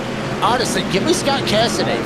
I think honestly, I mean, give me Scott Casanave. I think Scott would be the one to actually go for in this particular instance right here. That's who you think's going to win. Right. That's who you think's going to win. From your heart, who do you want to see win? Who do I want to see win? Yeah. In all seriousness? Yeah. BJ. Me too. I want to see BJ Lane III get this win right here. I do want to see this right here. And he's a damn good shot right here to be able to make it work, too. He's down on the bottom behind Scott. So, you know, he's going to be in a good spot. You know, I do too. I absolutely am pulling. But I didn't want to say because you know how the commentator cursed. No, that's look. The reality is that's all BS. It really is. I don't know about that. No, I don't know about that. I have screwed people numerous times out here. Let's talk about somebody who's already wrecked and in the pits. So we'll talk about Robert Dudley then, because he's in the pits. 32 laps down. Yes. Yes, we'll talk about Dudley. Dudley's going to win. We want Dudley to win. But no, I'm excited to see this right here. This is so many cool things can happen right here. Well, here we go, getting ready for a restart here tonight. Heart-to-heart, round 7. Scott Casanave, he is gone. Austin Cornprost got Bobby Joe lined right up on his back door. BJ Lane III coming down 3 wide for second. Bobby Joe stuck in the middle. BJ Lane III on the inside. Oh, they almost made contact. BJ Lane III gets out of the gas. Austin Cornprost shooting up there. Questenberry already up to 10th in the 6th. Casanave down at the 3 and 4, though. Come back to take the white flag. Yeah, don't look like there's going to be another green-white checker. This is it right here. We're taking the white flag. This is over. He's going to run it out now. Run it out, see what happens. Casanave already out to a good lead, making about 0.3 of a second. Bobby Joe on the corner, battling for the second spot. Cornprost snaps loose, almost hits the damn wall. Bobby Joe slides by him. He will jump up. He will take the second spot. Cornprost right over with it, won the second spot. High side. Cornprost hit the wall. It costed him a podium up front. Scott Casanave back to victory lane here at Homestead. Bobby Joe gets second and BJ Lane to third. 0-0. That's awesome. Getting him in a Ram. Coming home with a P3. Rusty Robinson, Austin Cornprost, the top 5. Trevor Questenberry damn near made that top 5 work. He gets 6th out of it. Hits the wall, says, screw it, I screwed myself. I'm going to screw around right at the end. He knows he screwed up too, man. Golly. How about that though, man? That's why you don't give up right there. That kid pulled a last place finish into a 6th place. You gotta love that, man. That is so strong. I love that heart, man. I love that. But man, I tell you what, I can't tell you how I'm so happy for BJ. I wish that he could have won that in a way. I'm happy to see Casanave win, to be honest with you. It's been a rough year for Scott, you know. So, it has. All right, well let's take a look at these results real quick, and then we will Pay some more And then bills, we'll probably. pay a bill and pull some guys up here. Yep. Let's see what we got. Obviously, race results here tonight at Homestead. What a race we had all the way down to the wire. Obviously, 104 laps for 153 miles with 8 green flag lead changes between 7 different drivers. That is wild right there to see. Good with stuff. 4 cautions, 12 total laps. Hard charger was Rusty Robinson with Buckhead Resort up 10 spots. Questenberry led the most laps, and Rusty Robinson had the fastest lap of the race, 32.823. With Vincent Short being the pole sitter. When it's all said and done, he led 11 laps. And Scott Cassadave ends up leading 11 laps, but leads the last lap. He gets the win here tonight, back in victory lane for the 03 Chevy for Alan Tillery. And Bobby Joe will come home in second. BJ Lane the third, finishes third. We'll talk to those drivers here in a little bit. Rusty Robinson, Austin Cornpros, 4th and 5th. Questenberry able to battle back after the black flag got busted, got the hold, and still comes back and gets a top 10 out of it, finishes 6th. Frank Caruso gets 7th. Vincent Short finishes 8th. Lucas Wright, who was numerous laps down at one point, ends up coming home 9th. And Ron Robertson rounds out the top 10 after his spin from earlier on. P11's going to go to the Arc Raiders. Don't shoot! With Ryan Perone and the number 50 Dodge Ram. Bud Light Mike coming home up 10 spots. He actually matched Rusty Robinson with up 10 spots, finishing 12th. Jason Coffey finishes 13th, and Petty Jones 14th. William Gilcomb will get 15th, with William Martin, James Borden, Dan Collison, Andrew Lohmeyer, and Alan Marr ends up finishing out of the top 20. Steve Harrison, Robert Dudley rounded out the field here tonight for round 7 of the Heart to Heart Motorsports Truck Series Championship here on Motormouth Broadcasting. Folks, we're going to round up those podium finishers, come back, give you our final race analysis. Don't go anywhere. Heart to Heart, Homestead, Motormouth Broadcasting. We're back right after this. At Bob Moore, we're Oklahoma's largest auto group. It started with luxury, and we've spent 50 plus years perfecting that premium car buying experience, regardless of the brand you choose. From Oklahomans to Oklahomans, whether you're shopping new, pre-owned, or certified, Bob Moore has the vehicle that's right for you. Start your vehicle search at bobmoore.com or visit one of our 14 dealerships and choose from 18 different brands. Experience the exception. Respectfully, Bob Moore.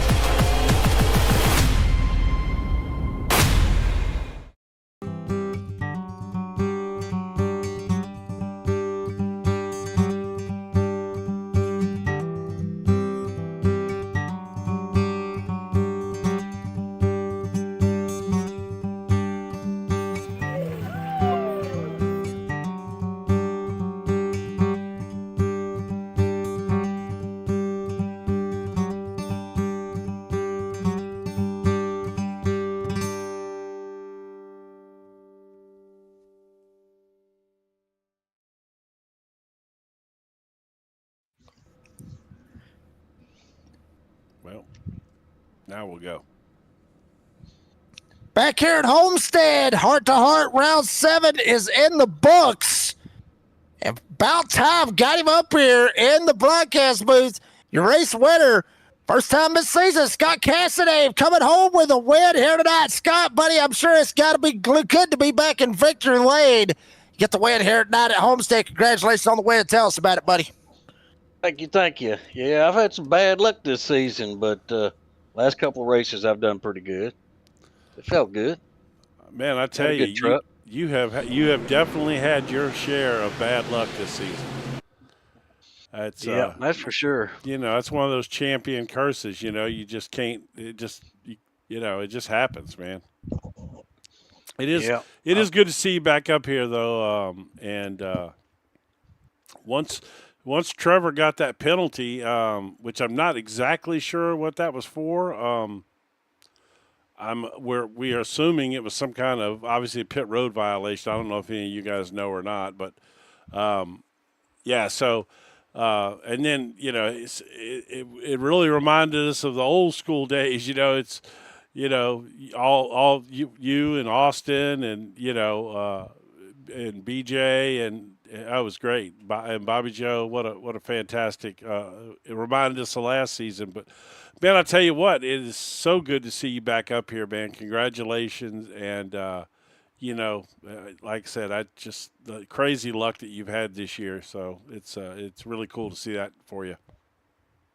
Yeah, I had some bad luck and we had some good luck tonight that Trevor got a black flag. He's had all these races. He's well over 3,000. He's got us beat on all these races, and I'm just being honest. We have some good races, second on back. But it was a good race overall. I got lucky. He got a black flag. That's the only way we're going to win around here with him here because he's a great and he's a fast driver. He's in there with them pros. He's a little bit over our head in here, but it's crazy to me that he is that fast. I mean, if I'm being honest, it's surprising to me. It is. Like I said, I'm not complaining. He's fast, very, very clean, respectful driver. That's young. the thing. A lot of young guys can be fast, but they're aggressive and they're kind of dangerous. He's not really dangerous. He's a pretty safe driver. He's very respectful driver and clean and very, very fast. Like I said, and I'm just being honest. He's too fast for us in here.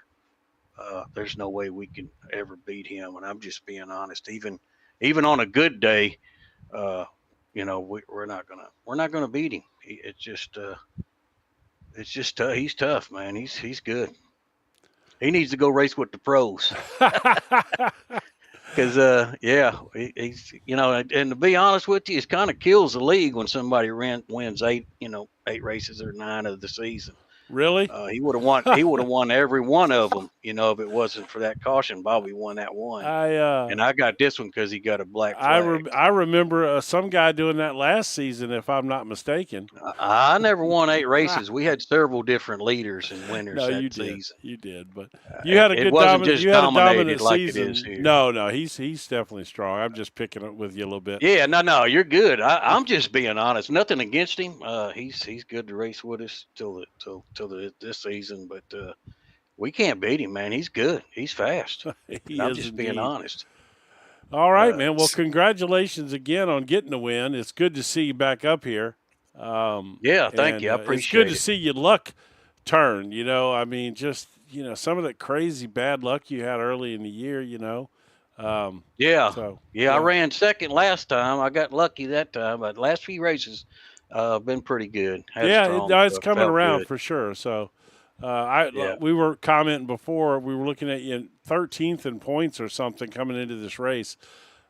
I just never in a million years would I have believed that you were going to be 13th in points after the season that you had last year. It started off that first race. I spun myself with old tires and it just went downhill from there. But I was farther back than that.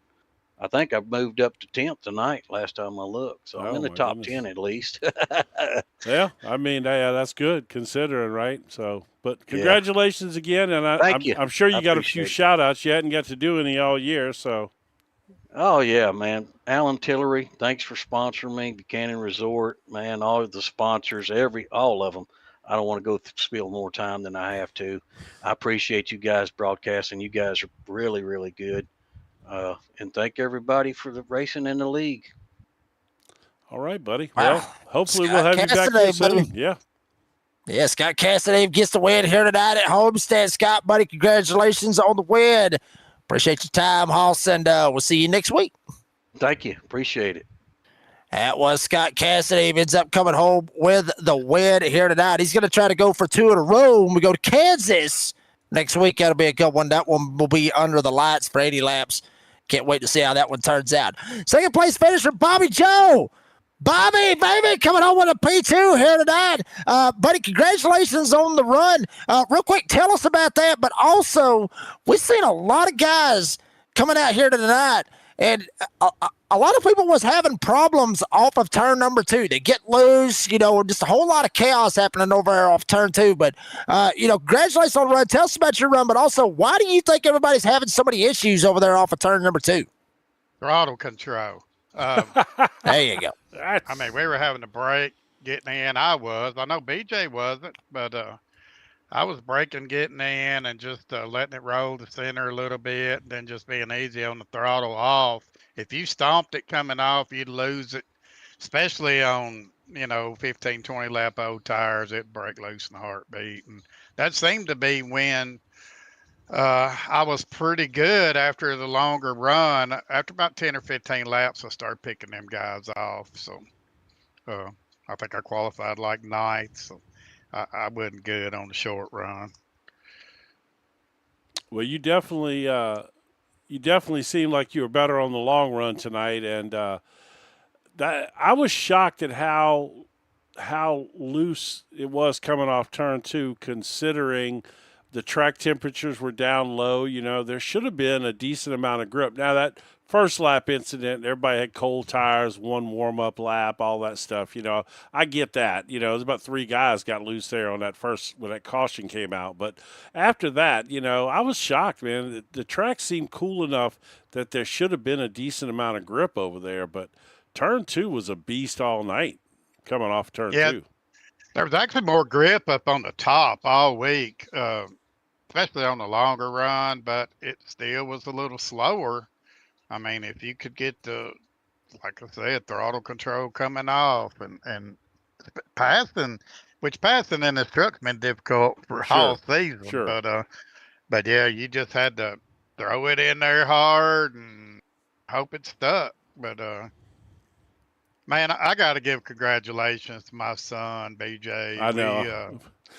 Me and Scott has been coaching him, and I got to fussing at him on the radio there with about 3 or 4 to go when we kept racing one another, and Scott and Austin was getting away from us. And of course, y'all almost got together, didn't you? Y'all almost got together.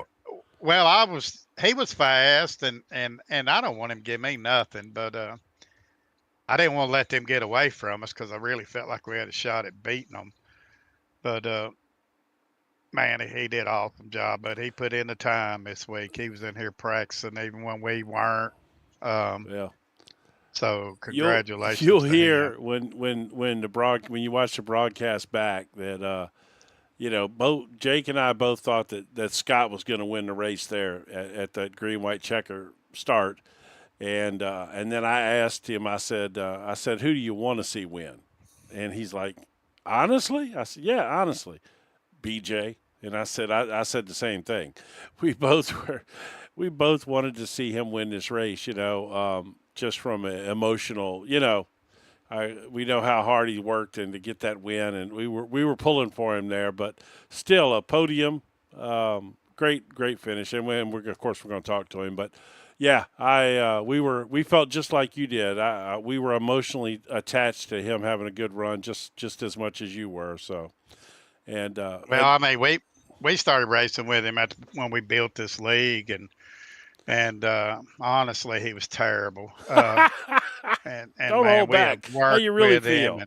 I'll tell him how I really feel. Hell, I'm his daddy. I'm allowed to do that, but we have worked with him and he's getting it. He's getting it, dude. I look for him to win 1-4 long, and he's going to do it. Yeah, I believe that too. And I really do. So that's yeah. And look, congratulations again to you. And it's also really cool to see a proud dad. You're proud of the work he put in and the result he got tonight, and that's really cool to see as well. From I had a tough dad that was hard on me. So I can appreciate having a moment like that. So that's kind of cool. And I'm sure you got a couple of shout outs too. We haven't got to talk to you a whole lot this year either.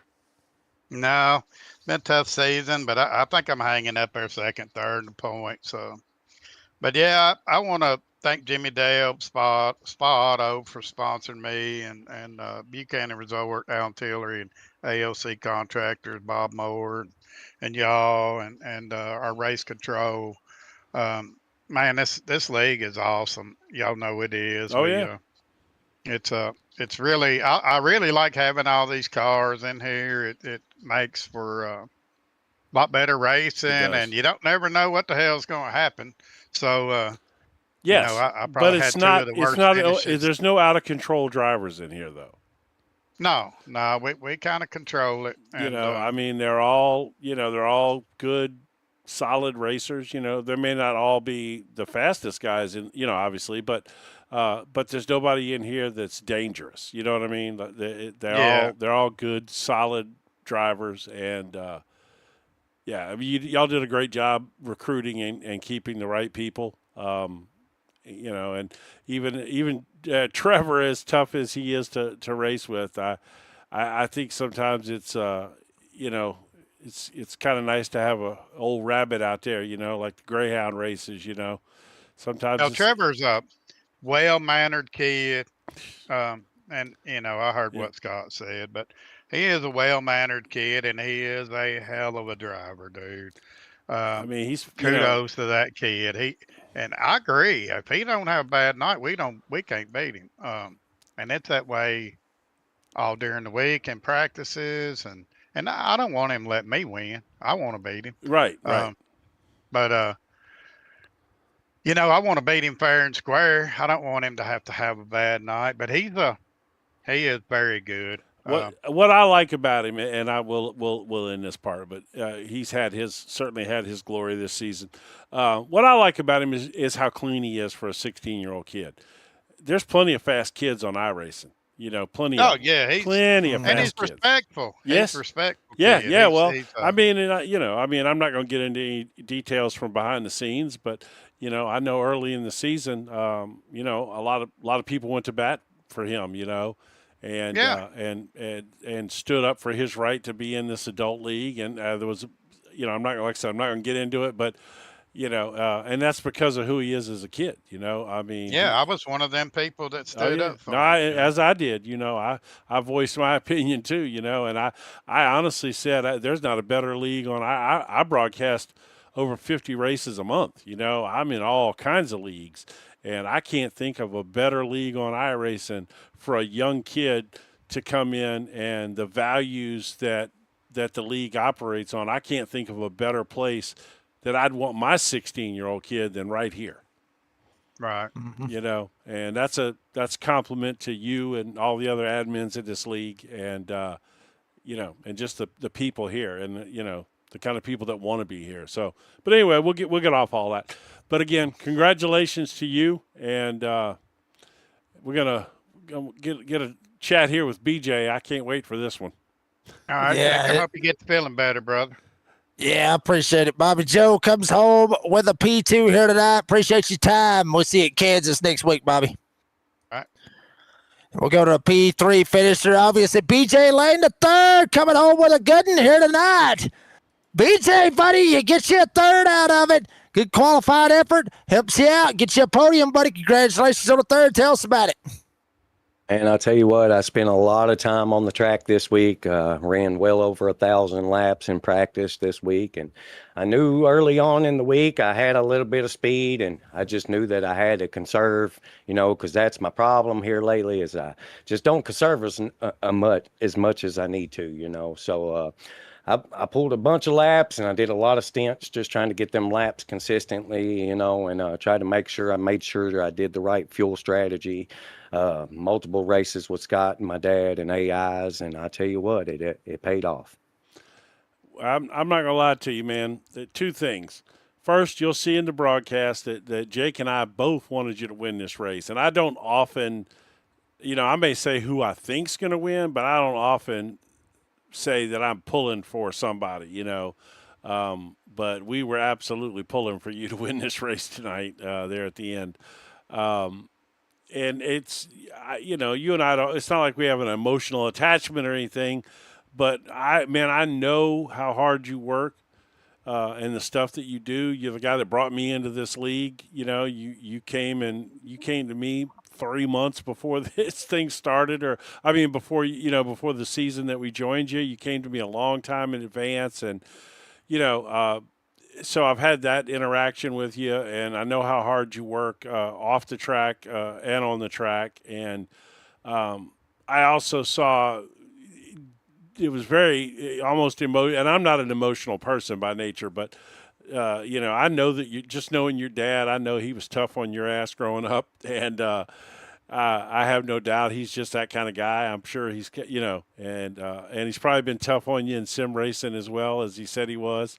But to see him, that proud dad moment right there, that was really cool, man. So congratulations from me. That was great to see. I'll tell you, I went from being a last place car every season, to battling myself up here in this top 5 to top 3, every week now. So I do feel a win coming here soon. I'm not going to push it too hard. I'm just going to continue to just keep practicing and hope for that to come, But you got to put yourself in the spot first. Okay. Tonight you were in the spot. It didn't happen, but you got yourself where you needed to be. We got a green-white checker, and you're sitting there in third place on the bottom side of the racetrack. That was a spot where you could win from, and you got to get there first, and then it'll happen, so. Well, I'll tell you what, we ran an AI race this week as practice, and we turned them all the way up. And I went and I started from dead last, and I went up there and I led half the race. Oh, there you go. And then we had a caution about halfway through, and they ended up just losing that little bit of momentum to lose it. But, it still paid off, like I said, with the practice, and I couldn't have done it without everybody else, so. All right, man. Well, I'm sure Jake's got something for you, too. I had to get my little emotional thing in there because, like I said, my dad and your dad were probably pretty similar, so.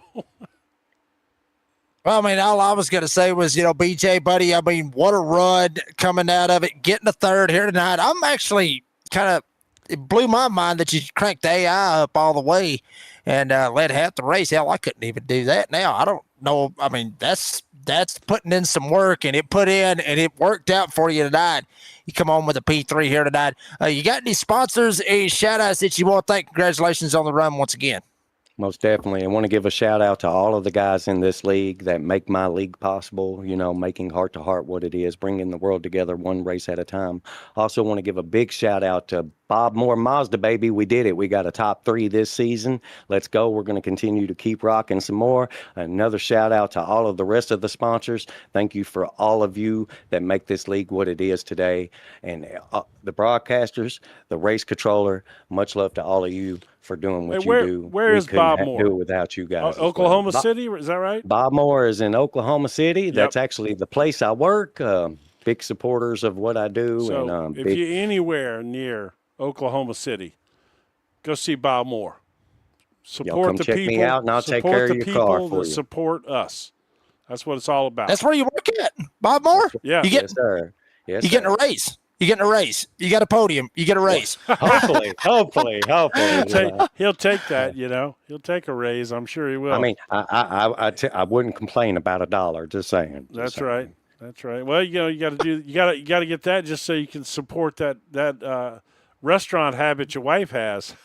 That's it. But that's my final shout out for tonight. I do have to give her a shout out. I have to give a shout out to my wife for always letting me come in this room and put the effort in and the time in, and let me do what I enjoy most. There you go.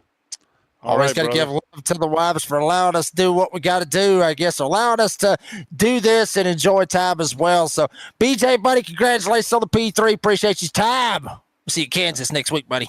See y'all at Kansas. That was BJ Lane III, comes home with a P3 here this evening. Jim, buddy, we love Homestead. And damn it all, it worked out good. It was a good finish here tonight, buddy. Your final take on another good one here with Heart to Heart. We love this league. We do. We love it. We made it. They put on a fantastic show for us tonight, buddy. Your final take. Look, man, everything that you need to know about this league and why we love it and why we love the racing here and homes. It all happened tonight.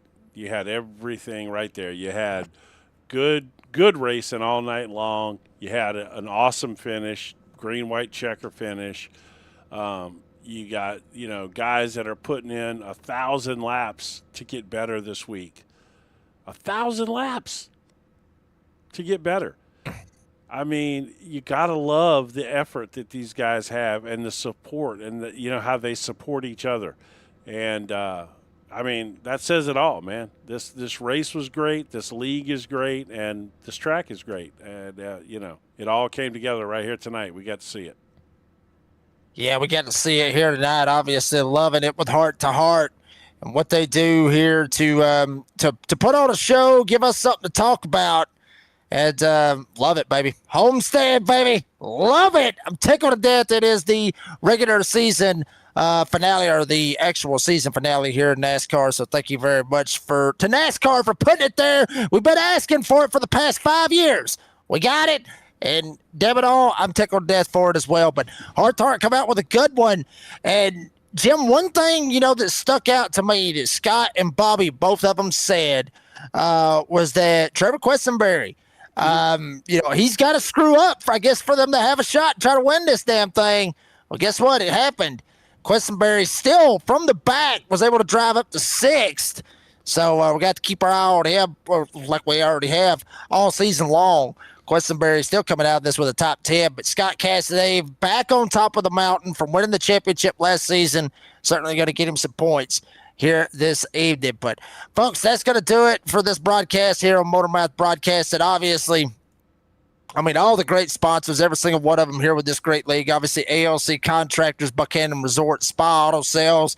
Can't forget about Artillery Chevrolet. Obviously, the sponsor of the race winner here tonight, Scott Cassidy. And Bob Moore Mazda.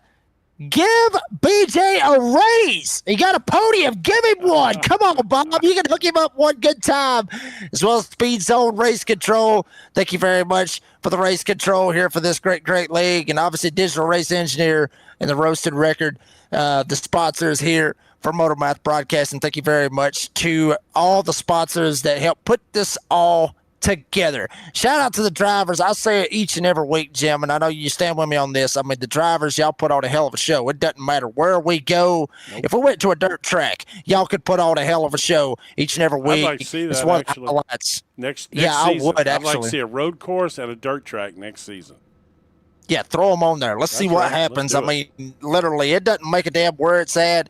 Y'all put on a show each and every track that we go to. So thank you very much to the drivers and the fans. Y'all come out in big numbers. Yep. Supporting this great league, supporting this great channel. And if you haven't yet, make sure you like, you subscribe to Motormouth Broadcast to keep up with what's going on with the Heart to Heart guys and, all the great leagues that's here on this great channel. And obviously BJ Lane the third, BJ Lane, Bobby Joe, Scott Cassidy, all the admins allowing us to come in here and be ourselves, entertain you, the fans. And also got to give a huge shout out to the boss man, Mr. Big Jim Cunningham, running this league, or running this channel, running Motormouth Broadcast, and allowing me to come in here, be the lead anchor, try to entertain you, the fans, get a little laughy, and enjoy ourselves here on a beautiful Sunday night.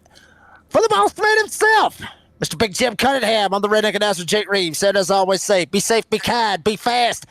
Scott Cassidy, damn it all, he's back on top of the mountain. He wins it here tonight at Homestead.